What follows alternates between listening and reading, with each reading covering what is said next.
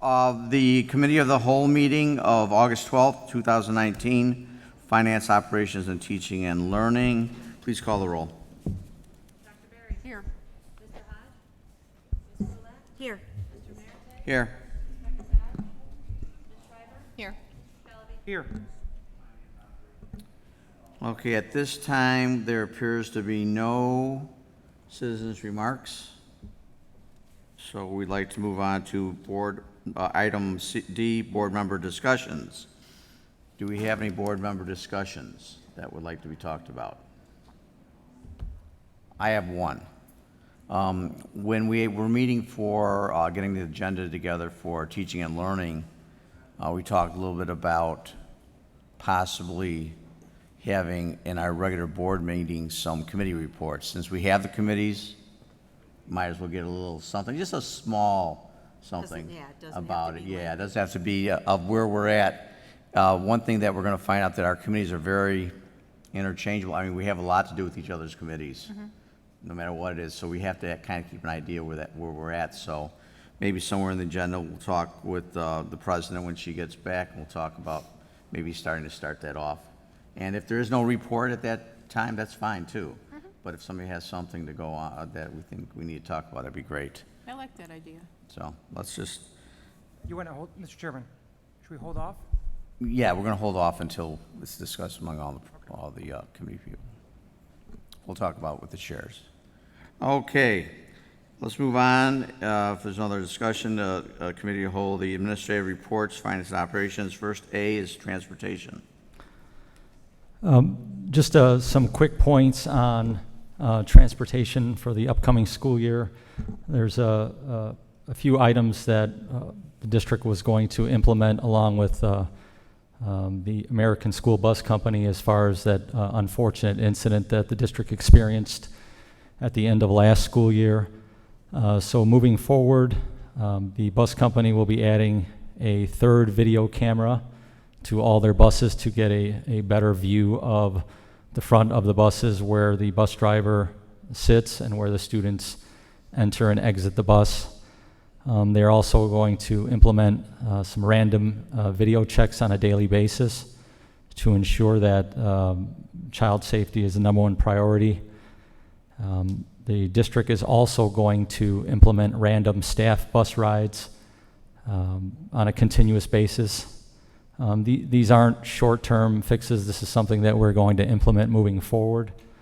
Also, the technology department has expanded on the Gaggle in association with Google as far as students. The Gaggle program kind of looks for certain keywords that students might put in emails to alert the administration if something is being said or discussed. We're going to add a speak up tip line where students have the ability to either email, text, or call if they see something, they want to report anything. It doesn't have to be transportation related. It could be anything related to our district at all. So it doesn't have to be transportation, safety. It's just an opportunity for students to voice any concern or to alert the district of any activity that is not welcome in our district.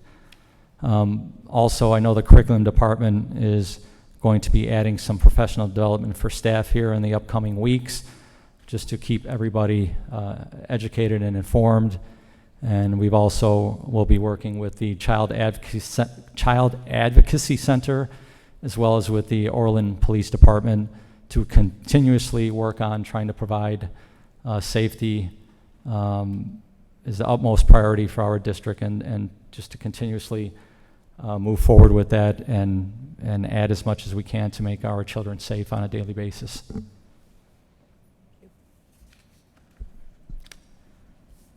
Our next item, the district did not receive the preschool grant for all program, so unfortunately we did not make that cut, but we will continue to apply for that on a yearly basis.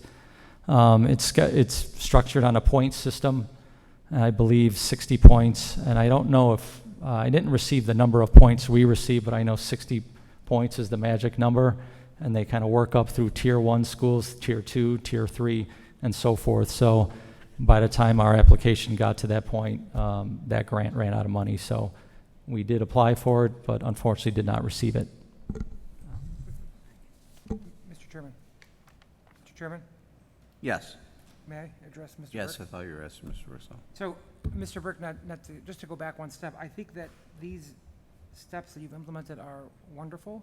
You've done a great job. The only question I have is, for the Speak Up text line, what will be our tool to communicate that over to the students? The Speak Up text line, what will be the tool, what will the tools be to communicate that over to the students? So we're going to have posters in the schools.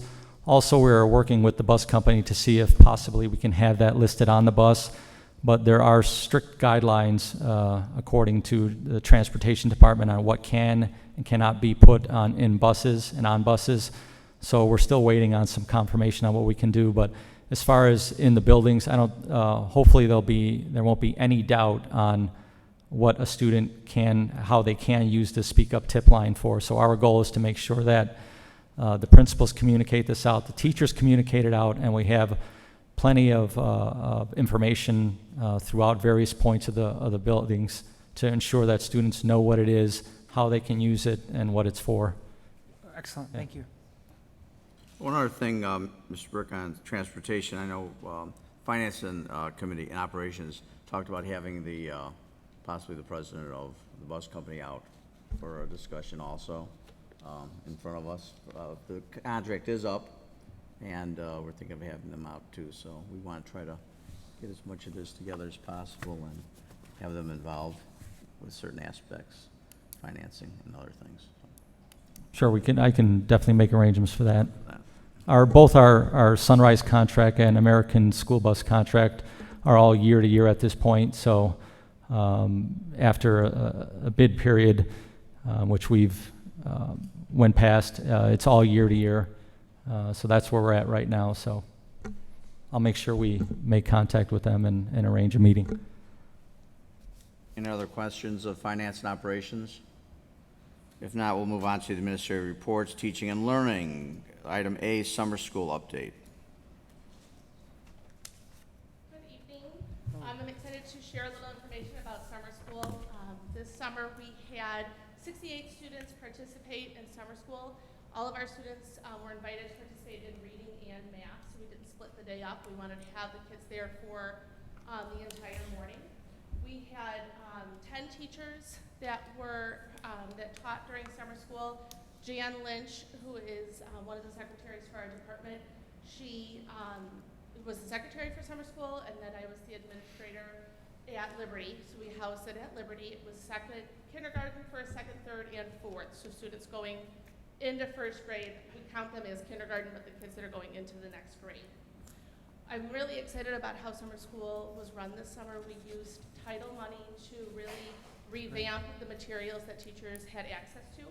So the first thing that we did is I worked with the 10 teachers and we created a school library. So it was a summer school library that students had access to each day. They were able to book shop, take those books home, use them in their classroom. We also purchased summer school math materials that included, it was curriculum that was just specifically for a shortened period of time. Also it came with a lot of manipulatives. We purchased summer school leveled readers, so all of the classrooms had access to various leveled reading materials. And then we also had reading and math games and manipulatives. All of the students that participated in summer school, they each received a book bag, and then they were able to use that to book shop. They received summer school supplies that they were able to keep. That included, pens, pencil boxes, notebooks, folders, and all of those they were able to keep, so they're able to use those going into the school year. And then at the end of the 4-week program, each student was able to choose 2 books out of the summer school library that they were able to take home and keep for themselves. We increased parent communication, and those parents received information about what their students were doing throughout summer and the progress that they were making. So they learned about the learning targets that they had and the progress they made on those learning targets. We also used the action plans that we started with our interventionists this school year. the summer school teachers used those action plans, so they were able to see where the students needed additional support at the end of the school year, and then they completed those action plans. So the interventionists and classroom teachers will see what they worked on over the summer. And then the end of the summer, on the last day, all of the families, siblings, parents, they were all invited to the last hour and a half, and we had a popsicle treat. The kids were able to share the games that they learned. They were able to read books together, and we just did a nice celebration for the end of the summer. And then the slideshow that was playing this when you first came in, a lot of those were pictures from summer school, so students and families that participated. We were really excited. It was a great summer. The teachers did an amazing job, and so it was a lot of fun during the month of July. Thank you.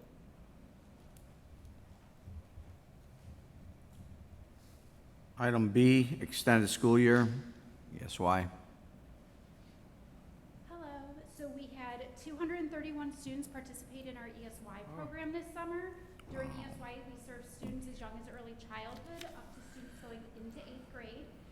Our ESY program runs somewhat similar to the school year. Students are able to attend PE as well as art class. But then in addition, all of our students receive a language intervention group, a social emotional intervention group, as well as a sensory motor intervention group. We provide specialized instruction for both reading and math for our students who are eligible for those programs, as well as academic and general functioning for our students who have more moderate to significant needs. In addition, we do have a peer mentoring program where we invite junior high and high school students to be mentors for our students attending ESY, and we had 10 students attend with us as peer mentors this year. And then we had some special events this summer, and those included having one of our district media specialists come in to do a special STEM activity for all of our students. We had a certified therapy dog come in, as well as 2 certified miniature therapy horses. And then we also were able to host a field day as well. So at the end of ESY, all of our families do receive an IEP update that reflects the skills that the child worked on during summer. And overall, we really had a great summer this year. Thank you. Awesome. Thank you. Great job, Dr. Berry. Any questions or discussions about the update? If not, we'll go to item C, enrollment staffing update.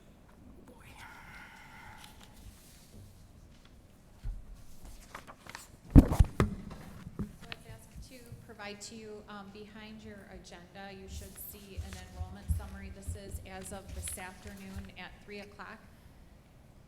Wow. And, I will present it there.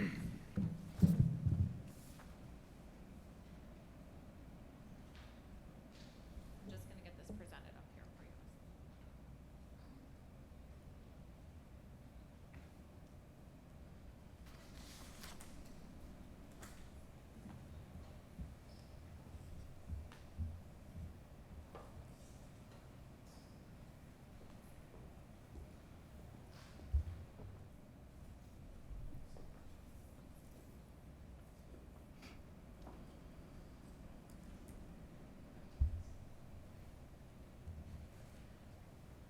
So throughout the year, we monitor the registrations.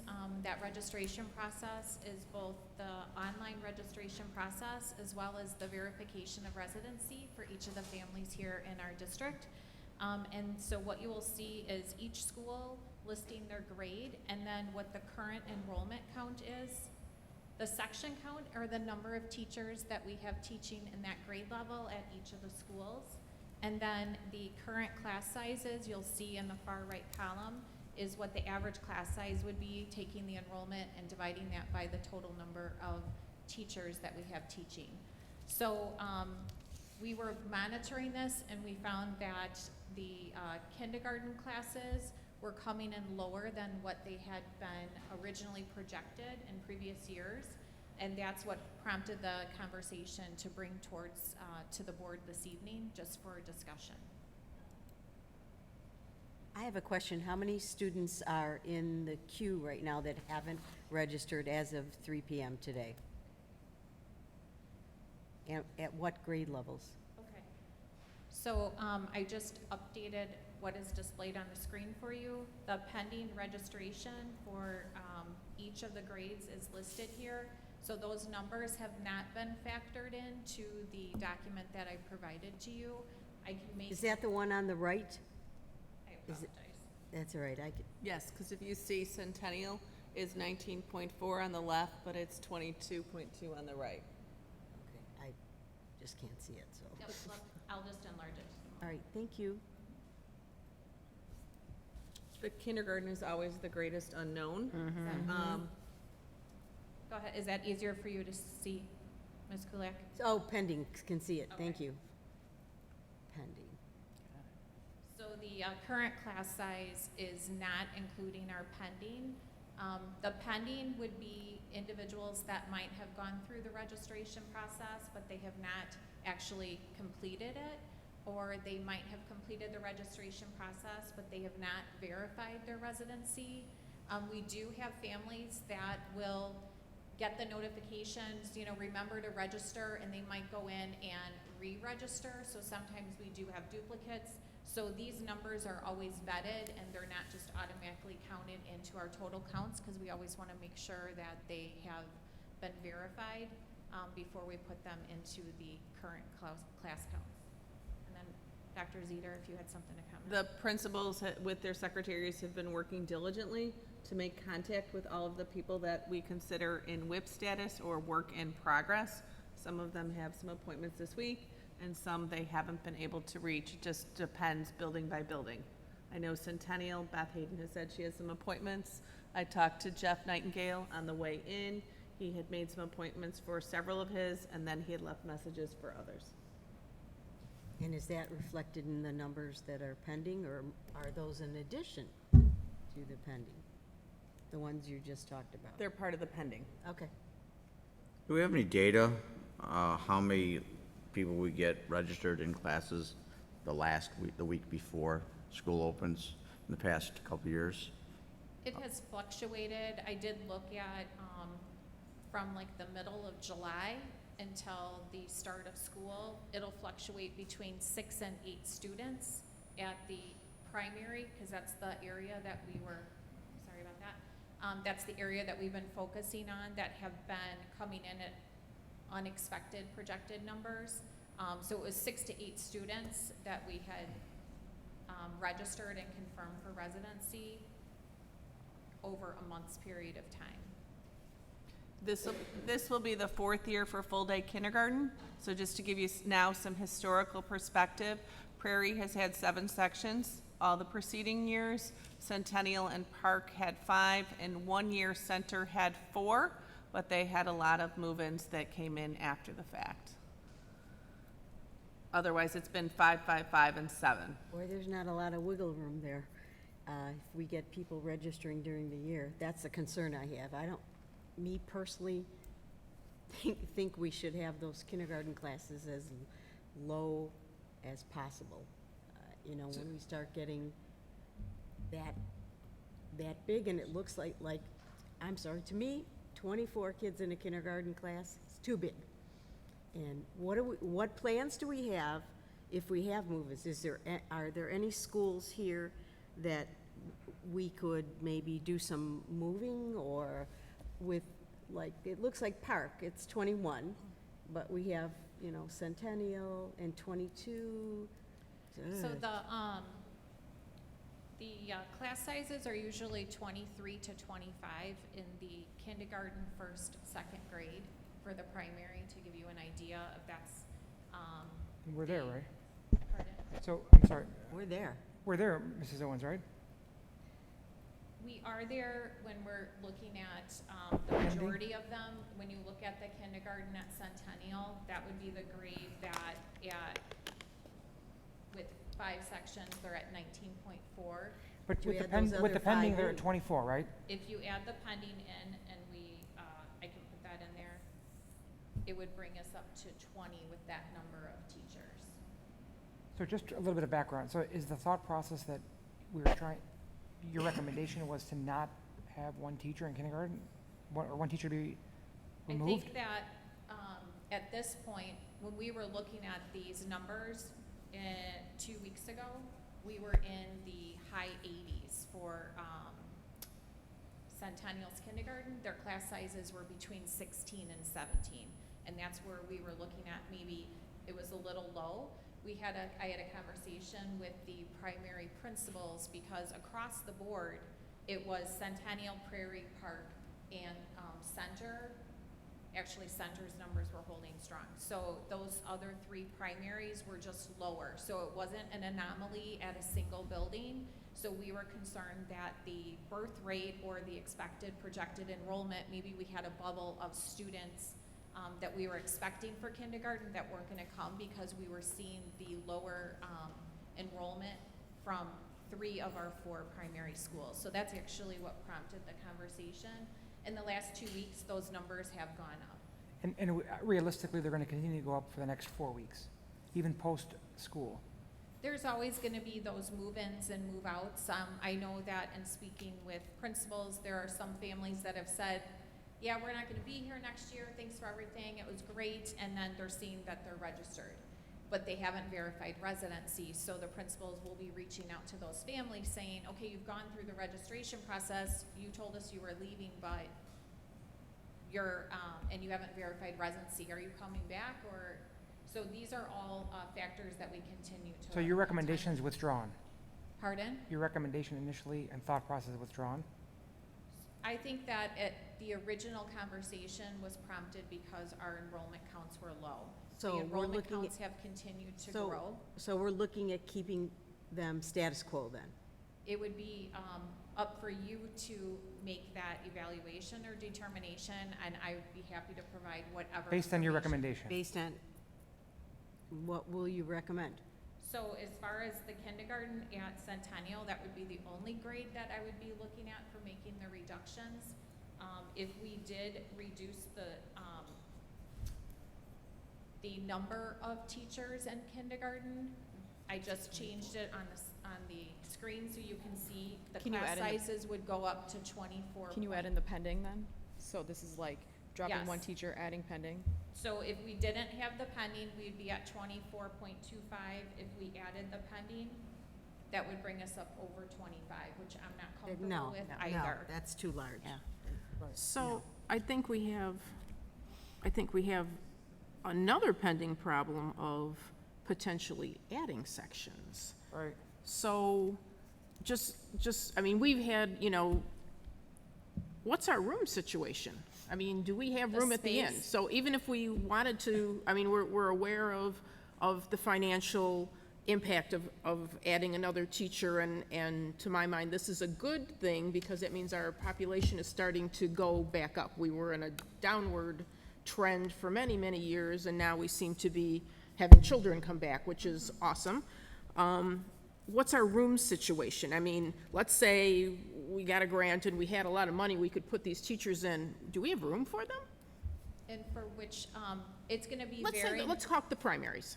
for the primaries. Let's talk the primaries. If you want to go through, and Rick and Ted can speak to this, several years ago at Prairie has 21 gen ed classrooms. We've already taken some space from the library. They would be cutting the library again, and it would not physically give us a big enough classroom. Right. What comes to the result, and what comes to the effect is squeezing in more and more related services in smaller Right. and smaller space. So if you remember, over the last few years, we've increased reading intervention, math intervention, and ELL, all of whom need space. So when the buildings were originally designed, they were designed for gen ed classrooms. Just last week, Park had to build a wall inside of its library, which was already our smallest library, for related service. So Laura, you can, or Dr. Berry, you can visually see that Park is an L shape. yeah. It no longer has the bottom part of the L. Wow. We cut it off and it's Oh now my just a gosh. straight rectangle. That's crazy. Centennial, because our early childhood numbers were increasing, we had to make space. They had hoped to put some related service providers into a classroom because the related service space are the size of large closets. They were in a classroom and we had to put them back. Their next place for space is either cutting the staff lounge in half or building space within the library. So really, there's no room in at the primaries. Mr. Hanson? The only room that's left in the primaries is to put art or music On a out cart. mobile, Right. and then utilize those classroom spaces. So besides related services, didn't I remember from a few years ago, EC, we had talked about moving EC around and consolidating it. And there's pros and cons to that, of course. But because our primaries, not for this year, we can't do it this year, but as we're moving forward, is that something we may want to start looking at as we move forward, consolidating our EC so that we have more room in our primary buildings? So At for this point? long-term planning. that Long-term was- planning. Yes, Long-term. I absolutely think that that's something that should be evaluated. Actually, this past spring, we had recommended moving the entire early childhood program to Centennial. Centennial's numbers, we had to add a section of second grade there already because their numbers were very high. So by adding that class, and then as Dr. Zeter mentioned, the related service providers that support our early childhood program need the space as well. It did not allow for that program to all be housed in one location. So we did take a couple steps back to make sure that there was space available. So we still are running our early childhood program at Park and Centennial this year. With that said, we have added an additional section of early childhood self-contained at Centennial. And based on projected numbers, we may need to add an additional, and when I say section, it's the early childhood program is a half day. So it runs 1 2.5-hour program. There's 2 of them in a day. So we added 1 2.5-hour program. We're projecting to add at least 1 more, if not 2. So would this be something that one of our committees, our building and grounds and even curriculum instruction, could start that process to bring us that information and to talk about long-term planning? Because I think our projections are, these kids aren't going away. We need to have space for them to physically put teachers and children together. Right. You know, and those you know how many- older neighborhoods are starting to, the houses are starting to turn turn around. over. And Sure. we have got to get ready for Is that us old people having babies? No. Okay, good. Do you know how many open, It's there not. are open in High Point, Liberty, and Meadow Ridge? Are there many? any open in those? Space Any for room? classrooms? Because at one of our meetings last year, somebody complained that there was so many open rooms at High Point. High Point. I do not. I would defer to either the building principals or buildings and grounds to respond to that. I can respond to that. Because we were watching the numbers, we did come in tighter at the intermediate. You are correct, Mrs. Schreiber, that we did have concerns that there were empty spaces at High Point. To be efficient this year with space, for a lot of reasons, curriculum-wise, we moved the 3rd grade out of Centennial, so all 3rd grade is at the intermediate level, so that took up the space. But year prior, they had, Mr. Hansen's team had taken apart the library and made the library much smaller at High Point. So there's really no more space to chop apart at High Point. With the physical design of Meadow Ridge, there are things potentially we could discuss. That foyer is an odd shape, so using that space, that's probably that. Talking to Mr. Prorock for Liberty this morning, same thing. Their library has the same setup as Prairie. They're the same floor plan, they're just flipped. If we need to build another space at Liberty, we would have to do what we did at Prairie, and we would have to build in the library. At the junior high level, on the same vein, Too tight. Century has the most space. If you, and this is no fault of the Century staff, if I'm in room 101 and I teach 5 periods, no one else is using my room for the rest of the day. If I'm a teacher in room 101 at OJ, there's the large potential that I might be sharing a space with Mrs. Kulak.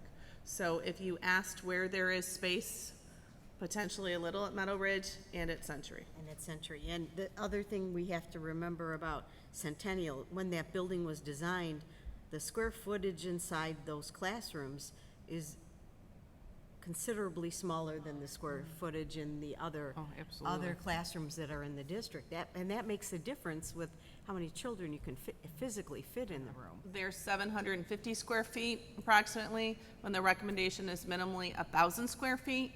So while Prairie, when I look at Mr. Nightingale and say he's on the bubble if we went up a 2nd grade, and you asked my recommendation, I would say keep it at the sections he has, because one, he doesn't have this physical space, but the classroom space he does have are nice-sized classrooms. The question, as Mrs. Kulak arose, is the classroom space at Centennial is much smaller. So when we have got to do long-range planning, we have to take those factors into consideration. Looks to me like if we're just talking the primaries, we're pretty much maxed out there. So we'll have to have discussions that as the population gradually starts increasing, which is a trend we're seeing now, as those older neighborhoods are doing their turnovers, is that we've got a plan for it. And now, not all of a sudden in 5 years, we've got 100 more kids than we had. And what do we do to piggyback onto that? What do we do for this year if we jump? Now, we know that at K2, we're trying to not go past 25. That's kind of been our past practice. What happens if we do? What can we do for relief if the second grade at Park jumps to 26, 27? And we have no room. I mean, too late to bring in mobile units, and sometimes the land won't even support a structure like that. What do we do? So in the past, when sections were closed, we would provide transportation to different buildings within the district that would be able to house those children. So we had a few cases last year that was done, and that's what we look at and try to obviously make that as a last resort, but that's what the district has done in the past. Now, what about, in that unusual situation, which we don't seem to be quite at yet, like an individual para for that classroom, so that there's more Additional adults support. working with the children, because that's where it's that interaction of adult to child. That's always an option, definitely. Because there's always that level of critical mass with number of students in the classroom. And the attention that they need. Yeah. Right, and the attention, and you don't know the specific combination of students that are in there and how much aid or assistance with our ESL population getting larger. That affects, the quality of the instruction, which I have concerns about with the rising population, and it's gonna rise. Roll down so There's you no can see the rest of question. the pennies. I mean, it's good to have all these different options. I don't think that we've talked about, I mean, we just mentioned a bunch of them. Art and music on a cart, that's an option, usually one of the last ones. Late registrations being transferred to other buildings, that's an option. Some options depending on the land again, trailers being moved in. I was in one for 5 years. It's kind of nice, but not really. But I mean, it's still an option. So we have some construction ideas also that we can still do some chopping up of some of the buildings. So I mean, we have a lot of different options. So I think what my colleagues are asking for is to get this down on paper. Right. And so we have all those options and the priority that we use them, And kinda depending on the now, building. Because Now. if we had to move forward, We have to I mean, prepare. for most of these, you'd have to know by January, right, John? I think Finance and Operations, we talked a little bit about this, about expansion at our last committee Or meeting. moving or consolidating. Yeah, and we talked about a lot of different things, some real, some out there. Yeah. But I mean, so I think that's what you're asking now is to put that together now and see that. I mean, I'm looking at one right here and nobody's talked about the 8th grade in Gerling, and maybe it's because they've been gone in a little while. I don't know. It's a fairly large grade of 230. That's a high That's class high. size. So I Yeah, did but that's speak with, 230, so you look at it and say, okay, great, we got one school year and then they're gone, and then I did 208 speak with moves up. Principal Brown actually today regarding those numbers, and if overloads are needed, and we have the teachers for that to help alleviate any larger class sizes, that option is out there. So that's something that we always work with the principals on to ensure the best education experience for So the students. sometimes it's a So little can you easier scroll at the down for junior high. Audience. Sometimes it's a little bit easier at the junior high because you can put an overload in. So that means teachers teaching 6 sections and Instead of and you 5. can spread them out a little bit more. We don't like it, but at this point, we may need that. And then for future planning, if you continue to look at the numbers Right. between Century and Gerling, they will be equal next year. So Mrs. Owens and I have already talked about staffing for next year, that they have to have equitable Right. staffing. So then Mr. Brown is not trying to put in those overloads because Right, as no. the enrollment has shifted with the east side of town being the biggest influx of new students. Right. And as Mrs. Kulak said, going to the center part of town, we can work on that Right, already. and we need equity across our buildings, Yeah, absolutely. well, we have Century and Gerling.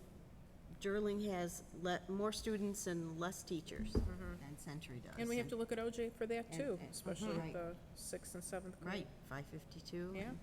20. Maybe adding on teachers at all grade levels. A lot of things to think about and start working on, and that's definitely going to go through the committees. First of all, teaching and learning to see exactly kind of a configuration we want that's going to be productive. Operations. Buildings and grounds, operations, yeah. So a lot of us, it's good to have committees in. We're still going to have a lot of discussion items coming up that are going to be almost, we need to get to them sooner than later. So, any other questions at all about enrollment staffing update? So, can I ask, so we're just gonna keep the sections as is? Is that the consensus? Correct. Yep. Yes, all right. Yeah, I think we should keep them as is. I mean, we're not at critical mass right now. Right. There's some we are at. Initially, the response was because of low enrollment, correct? They were, when I initially brought this to attention, like I said, the class sizes at Centennial were at 16, 17, which was very low. So we want to make sure that we're being responsible Yeah, in it's that good regard. it's good to bring it to us, but just myself speaking, whenever you're talking about kindergarten low, don't worry about me. I'm not going to Okay. say much anything. I think lower is better. I think all of us feel that way. It's when it gets to that high end Higher. that really causes more alarm for But I'm us. also worried about equity across our district, where Which we may have populations that may Right. need more support. Yeah, and we didn't really talk about Right, that. right, And that's one of the options about the para support that goes into those larger classes, that we have another thing that we haven't really discussed that could be done in the near future, if not only even this year. So, sorry, do you think it's okay if this comes to that, principals can talk to John or Lynn or whoever and say, in this situation, can we consider it to bring to us even as soon as next board meeting? It happens all the time in school districts, adding a para or support in a class that's large. Because that is getting large. unknown is those late registrations. You don't know. Well, what's after the happening. sixth-day enrollment, is that when we try to finalize our numbers, or I'm sorry, what do you was wait that? till the sixth-day enrollment 6-day enrollment? to finalize? Yes. Pretty solid Usually a numbers. good gauge is after Labor Day, Yeah, that's what I was um, gonna say. is Is when, that six-day enrollment's, like, I age myself there? maybe a little bit. Did I, Sandy? But the next board meeting will be after Labor Day, so by then, we will have everyone who we think is gonna come right now. We still get move-ins through the year, but that will be much more solid numbers. And we're hoping the streamlining the proof of residency for next year is going to improve this, and hopefully we'll get numbers in much quicker than we have this year. This seemed to be really slow moving this Was it summer. slower than the year before? This one seemed a bit slower than the year before, but it might be just my recent memory of it. But we're hoping with that added technology assistance in Skyward, where families will be able to do it directly through Skyward, would hopefully encourage them to do it a lot quicker. Okay. Anything else at all from enrollment staffing update? Not for me. I appreciate your time, and we will plan on staying with the same sections we have. Thank you. Thank you. Thank you very much. Okay, at this time, I think that concludes our agenda. Is there any other items for discussion at the committee of the whole? Anyone? Okay, I'll entertain a motion for adjournment. I move that the Board of Education adjourn the August 12th, 2019 Committee of the Whole meeting. I second? All, please call the roll. Aye. Aye. Aye. Aye. Aye. Okay, we'll reconvene on time at at 7, especially since there's some presentations at 7 o'clock to be done. Okay, Very thank good. you.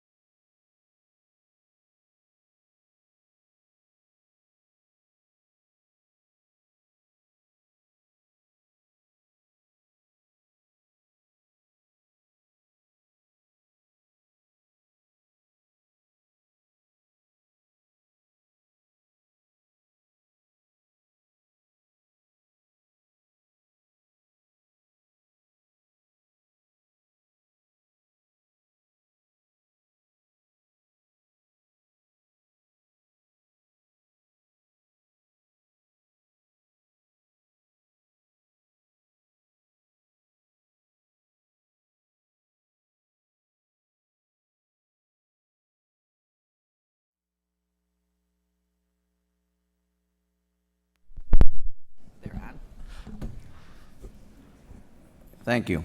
At this point in time, I'd like to call to order the regular meeting of Monday, August 12th, 2019 at 7 o'clock. Jill, could you call the roll? Here. Here. Here. Here. Here. Here. Stand for the pledge. Pledge allegiance to the flag of the United States of America and to the republic for which it stands, one nation, under God, indivisible, with liberty and justice for all.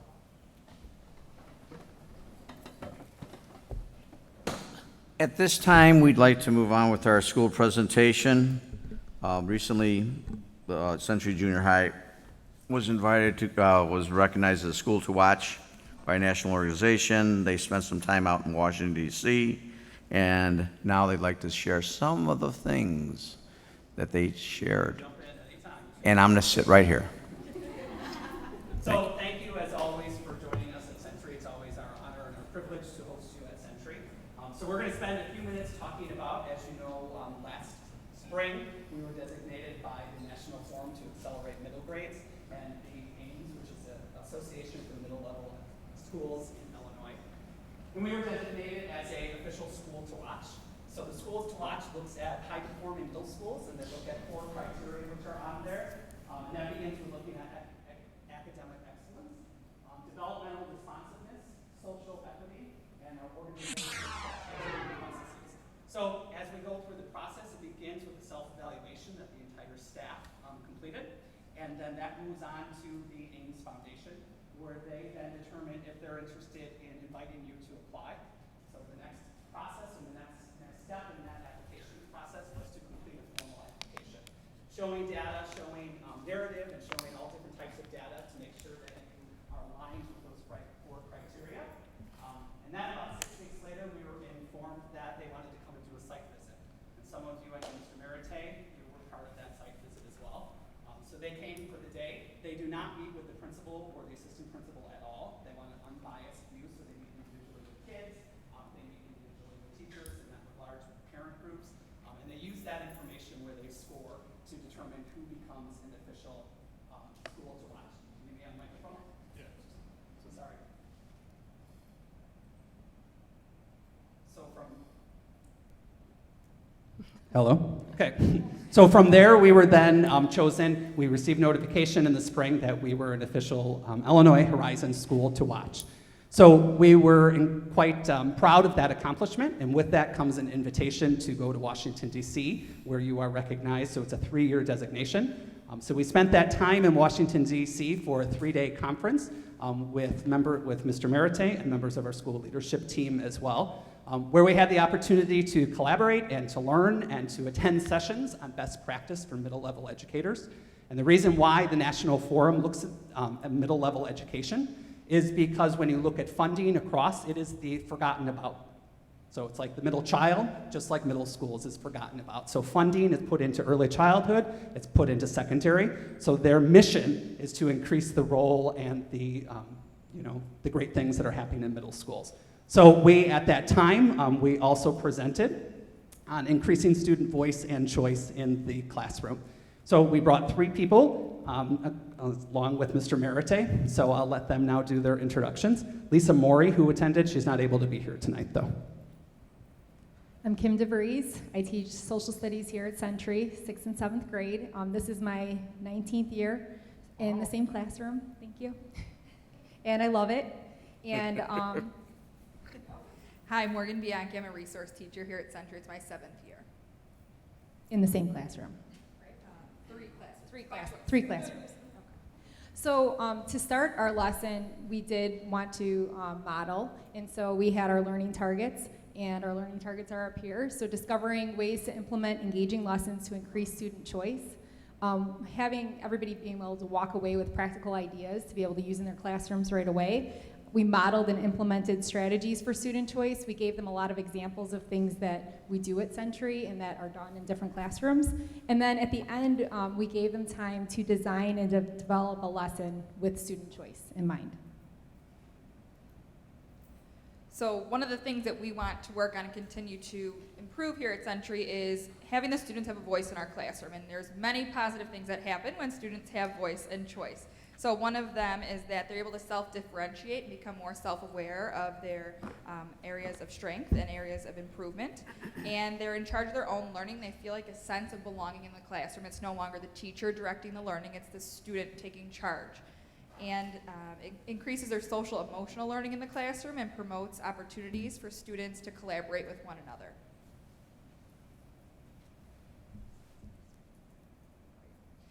So when students are given the choice, they feel like they are part of the classroom. They're more likely to engage. They're more likely to collaborate with their peers. And when there is a choice in their learning, they stay more on task. And that depth of knowledge also increases as students have more choice in the direction that their learning is taking. And it makes teaching a lot more fun for those in the classroom.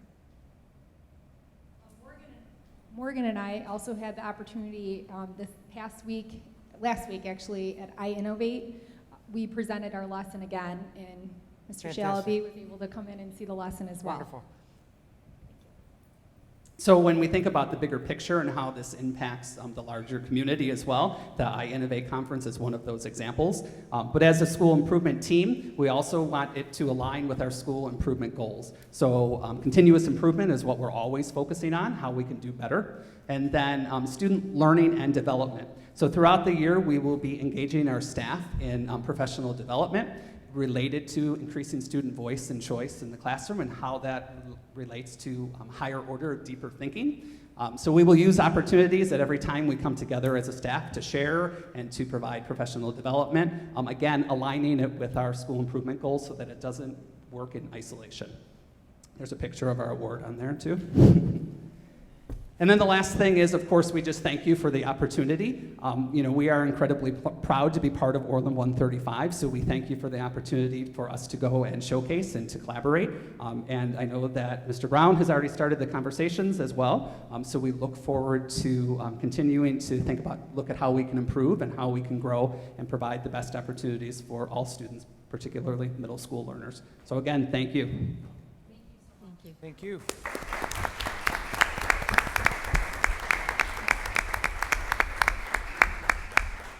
Thank you very much. It was quite an experience, especially with nationally having all these schools together. And I'm so excited as a board member that one of our junior highs has also been reached out to participate in this. It's going to be a great opportunity. But then again, it takes a lot of commitment from that staff at that school that's a lot of work they have to put into. So we look forward to Jerling and Mr. Brown and see where this goes. But I know the Illinois director is very much on board with this, and when they approach Jerling, so I'm excited about that. And Washington will never be the same since I was there, but a lot of things have happened. I don't know, I didn't create too many of those, but it was just a great experience. So we do thank the Board of Education for allowing me to go also, and to allowing our staff to go and present and be part of this great organization. Thanks. At this point in time, there are no, 2 for 2, no citizens' remarks at all. So I do want to ask a question. Sure. I know it's not in the area, but we had talked about last board meeting. There was an inquiry about some information about maintenance of effort with respect to the special ed budget, and I had asked the superintendent to prepare a response for that, and he sent us a very nice email. And could you please tell us what was in your email so that information is getting out there? Just to summarize briefly, maintenance effort just is a district's budgets are required to budget for education for students with special needs for at least the same amount or the total per capita amount per student. There are some exceptions to that, one being if a teacher retires at a higher income level and the district replaces that teacher with a lower salary. That's one of the exceptions. Another exception would be just a drop in our population, our special education population would be an exception as well. The third exception would be if a student requiring a large investment in providing services for that student leaves the district. So that would be a fluctuation as well. And also if there's some, the fourth exception would be any kind of special equipment needs that were high in cost that we no longer have. So those are 4 exceptions as far as the maintenance of effort. But the amount per student is the same. Correct. Well, that's what you're shooting for, but there are the 4 exceptions Those I 4 listed exceptions could make things change a bit. Could fluctuate Right, the amount, right. the actual amount. But we would have to list those specific changes, those exceptions, when we make those happen. So. All right, thank you. Are there any other agenda and non-agenda items to be discussed at this time? No. Once again, we did talk a little bit about getting those committee reports. This would probably be a good place to put them. Mr. Hodge and Kyle, we talked about having some committee reports and maybe putting them into the this part of the regular meeting after item E. Only if you want to. Okay. Maybe starting next meeting. Move on to the superintendent's report. Mr. Brick. Today we started our new teacher orientation with various departments assisting with their mentors, just to give them a overview of the district, policies, procedures, and that will continue through tomorrow. As a reminder, Institute Day is a week from today. It'll be held at Parkview Church with the entire staff. We'll have a guest speaker. Mr. Aaron Davis will be addressing our district staff. I had an opportunity to witness or hear Mr. Davis speak at a conference, and he's quite the enthusiastic individual that really makes you kind of put things in perspective. So I look forward to hearing him again. When does that start? That starts at 8 a.m. 8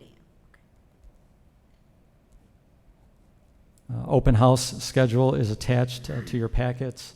Those are also available online. There are various times and dates throughout the district as far as our open house schedule. A reminder, first day of school is August 20th, and that will be a full day of school. So we look forward to that here in a few days. We had 4 FOIA requests, and all 4 have been responded to. Any more further discussion? No? Any questions for Mr. Brick? With that in mind, I would like to move on to the consent agenda. I move that the Board of Education approve the following consent agenda items. Item B, 2019-20 board meeting schedule, location revision. For Monday, December 9th, 2019, we're changing from the Administration Center to Park School. Approving of the minutes of the 7/8/19 Committee of the Whole meeting. Approval of the minutes of 7/8/19 Board of Education meeting. Item E, minutes of the 7/8/19 closed session. Item F, approve the minutes of 7/10/19 Board Advisory Committee meeting, Technology and Learning. It's Teaching and Learning. I'm sorry. Item G, 7/15 Board Advisory Committee meeting, Technology. Item H, 7/15/19 Board Advisory Committee meeting, Policy and Personnel. Accounts payable, item I, 7/31/19, $1,791,737.54. Mr. Chairman, What? correction, Correction? Correction. $1,799,000. I'm sorry, 799? 90%. I'm sorry. Petty cash impress fund, 7/31/19, $14,158.38. Payroll summary, item K, 7/31/19, $559,387.61. Item L, resignation certified state effective as noted. Item A, resignation classified state effective as indicated and as noted. Item N, leave of absence, medical certified staff effective as indicated, Christine Pardakis, speech language pathologist, Liberty, effective 8/19/2019 through no later than 1/10/2020. Item O, change of status classified staff, effective 8/5/19. Volodar Lugowski from the Night Helper Center to Night Lead Centennial. Item P, substitute call list, effective as indicated and listed. Item Q, military fee waiver of registration fees for District 135 students whose parent or guardian is currently in active service in the U.S. military during the 2019-20 school year. This is the end of the consent agenda. Do we have any discussion? Are there any items that you would like removed? If not, I would like to entertain a motion to approve the consent agenda. I so move. We have a second? Second. Okay. May we have the roll? Aye. Aye. Aye. Aye. Aye. Board motion, motion A. Recall, I move that the Board of Education accept the recall to employment for the following classified staff: Dave Callis, Night Helper Center, effective 7/30/19, and Richard Ware, Night Helper, Orland Junior High, Centennial, effective 7/30/2019. Second. We have a motion and a second. Any discussion from the board? Mr. Chairman, just a little feedback from Mr. Burke on Sure. this. As far as the recall? Yeah, were these some of the individuals that, Right, these are some of the individuals that were released at the end of last year, and we've had some resignations. So with that, we were able to recall back 2 employees. thank you. Any further board discussion? Please call the roll. Aye. Aye. Aye. Aye. Aye. Aye. Item B, employment certified staff. I move that the Board of Education employ the following certified staff, effective as indicated. Sally Berry, ESY, effective 7/17. Alexander Fuchs, Math, Century Junior High, effective 8/19. Amy Gendra, Resource Liberty, effective 8/19. Andrea Joy, Resource OJH, effective 8/19. Kathleen Kostrowski, Language Arts, Orland Junior High, effective 8/19. Kelly Malone, 3rd grade Liberty, effective 8/19.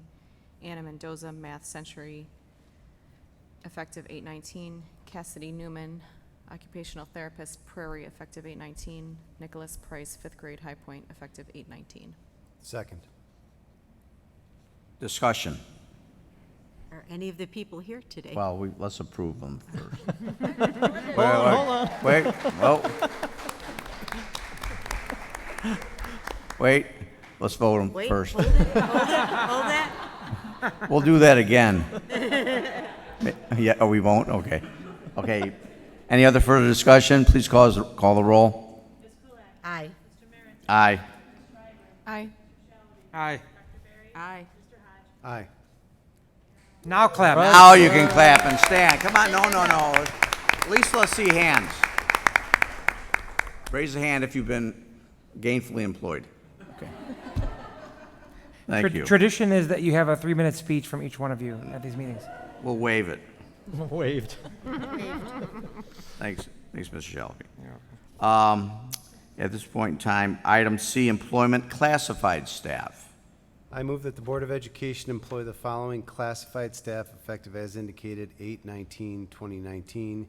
Katie Siebert, registered nurse, High Point. Maripat Lannon, office assistant, Prairie. Second. Any discussion? Ms. Olson, please call the roll. Aye. Aye. Aye. Aye. Aye. Aye. Are any of these two here tonight? No. Okay. Congratulations anyway.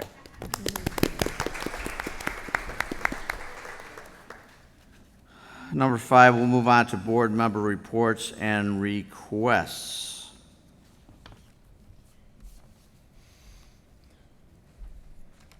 Mr. Brick, do I do that? Just as a reminder, there's a special board meeting on Wednesday, August 21st, to focus with Ray and Associates to discuss the superintendent search in depth with the board members. They'll take place at the Administration Center? That's correct, in the Learning Center. Or in the Learning Center? Yes. Okay, which is the side building. Okay. Any other discussion? If not, may I entertain a motion for entering closed session? I move that the Board of Education adjourn to closed session to discuss student disciplinary matters or other matters related to the individual students, pending, probable, or imminent litigation, collective negotiating matters, the appointment, employment, compensation, discipline, performance, or dismissal of specific employees or legal counsel, and review of closed session minutes. I second. Discussion. So before we go on, I'd like to know report that there may be some action on closed session. We need roll on that. Need roll before that? Oh, no, we just need roll on that. Okay. Call the roll. Aye. Aye. Aye? Aye. Aye. Aye. Okay. There may be action from the closed session. Thank you.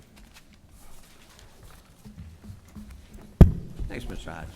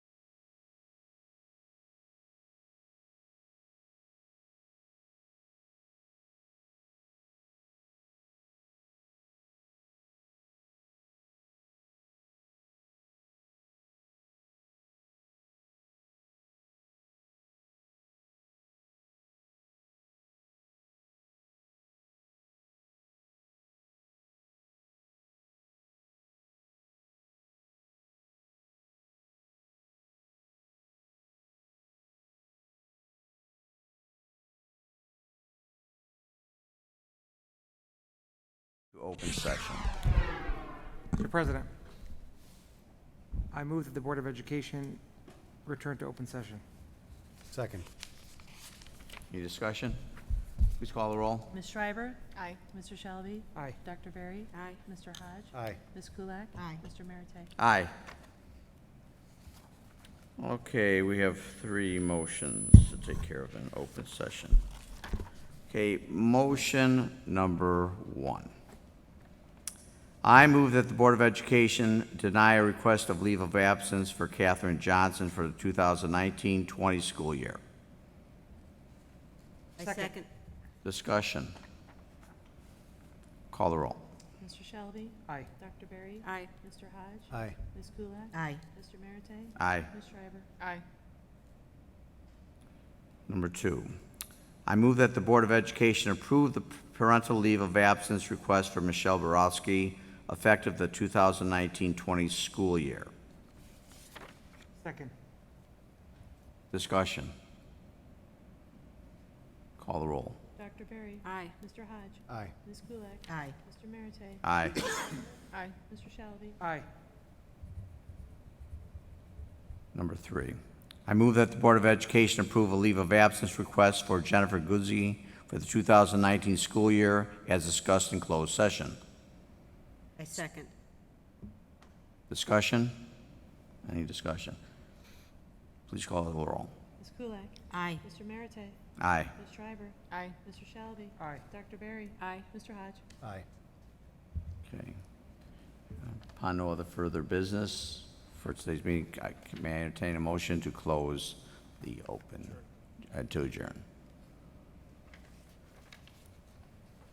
Mr. President, I move that the Board of Education adjourn the August 12th, 2019 regular meeting. I second. Any discussion? All in favor? Aye. Opposed? Okay, meeting adjourned.